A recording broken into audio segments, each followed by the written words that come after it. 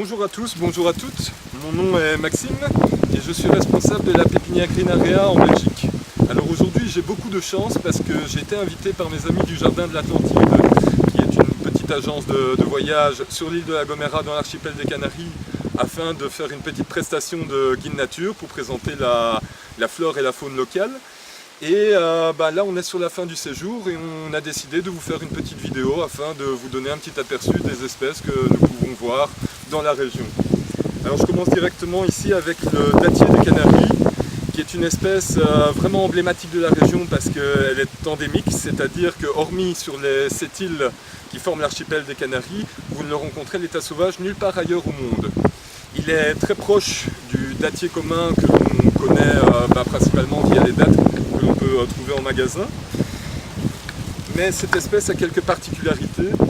On a sur la forme du feuillage par exemple, la disposition des feuilles va être vraiment typique de l'espèce.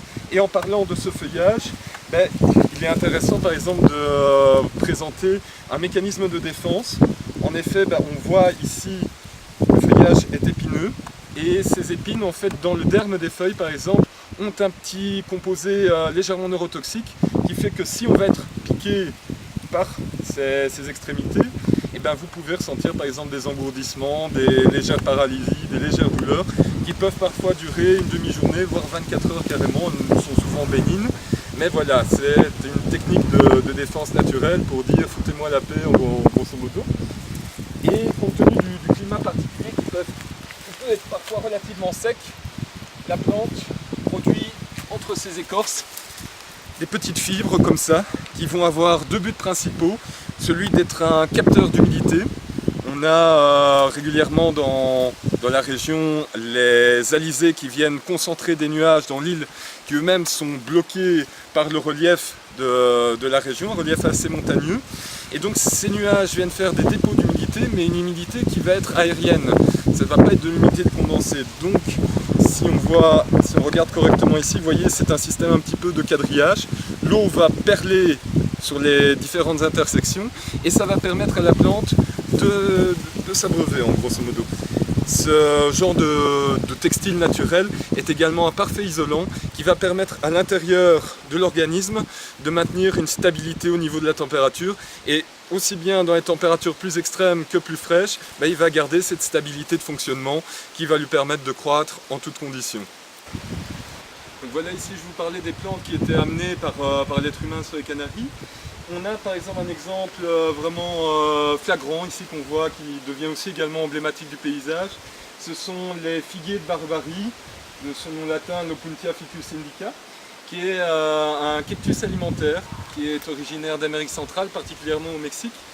Et il a été introduit parce que on a le principe des figues de Barbarie, qui sont les petites excroissances ici, d'où partent les fleurs. Mais on peut également le consommer de différentes manières. Au Mexique, on a vraiment des recettes, plusieurs recettes, des bouquins entiers qui sont dédiés à la manière de cuisiner la figue de Barbarie. Ou également, par exemple, les feuilles. Les feuilles comme ça ici, on peut retirer la peau, retirer les épines, etc. On obtient une chair à l'intérieur qui peut être utilisée un peu à la manière d'un condiment. Comme on ferait chez nous en Europe des patates par exemple. Ici ils peuvent la cuisiner. Elle est très riche en minéraux, en enzymes intéressantes pour tout ce qui est le système gastro-intestinal et également en minéraux divers. Donc à certaines périodes critiques dans l'histoire, elle a pu être une source de nourriture très intéressante qui a permis à certaines populations de subsister en période sombre.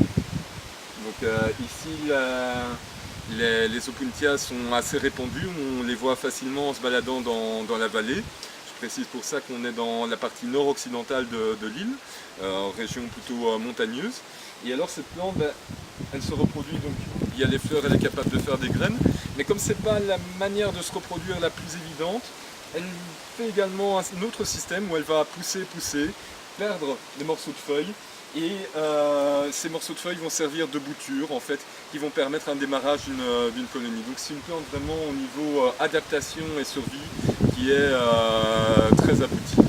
Et c'est le représentant principal des cactés ici sur les îles Canaries. Et donc ici on revient maintenant avec une espèce endémique, c'est l'euphorbe de Juba. Juba était un explorateur et souverain d'Afrique du Nord lors du 1er siècle après Jésus-Christ, à une époque où les Romains essayaient un petit peu d'avoir la mainmise dans la région. Il a essayé un peu de négocier son pouvoir et en même temps de garder un contact avec ses origines berbères en explorant plusieurs régions de l'Afrique du Nord et notamment ici les Canaries qui sont juste à côté. Et donc cette plante a été nommée en son honneur. C'est également, pour anecdote aussi, l'époux de la fille de Cléopâtre VII. Alors les euphorbes, d'un point de vue botanique, c'est un groupe de plantes qui est vraiment très intéressant parce qu'il est très diversifié. On en trouve dans un petit peu toutes sortes d'environnements, aquatiques, de montagnes, des endroits plus secs, etc. On les trouve quasiment sur tous les continents également. Et avec des formes très variées. On a des choses qui peuvent ressembler vraiment à des herbes communes, un petit peu comme on va trouver dans nos paysages européens, des choses qui vont être un peu comme ça, comme des arbres qui ont des parties ligneuses, donc c'est-à-dire contenant du bois, ou des variétés qui vont carrément ressembler à des cactus. Par exemple, on en voit beaucoup dans le domaine ornemental par chez nous. Et une des caractéristiques des euphorbes, chez toutes les espèces, on a la production d'un latex, donc un genre de sève, qui est particulièrement irritant. Donc c'est-à-dire que si ici je vais casser un morceau de cette euphorbe, elle va produire un latex irritant, donc qui, si je le mets en contact avec ma bouche, avec mes yeux, avec une plaie que j'aurai sur la main ou quoi, je vais ressentir une vive sensation de brûlure. C'est son mécanisme de défense.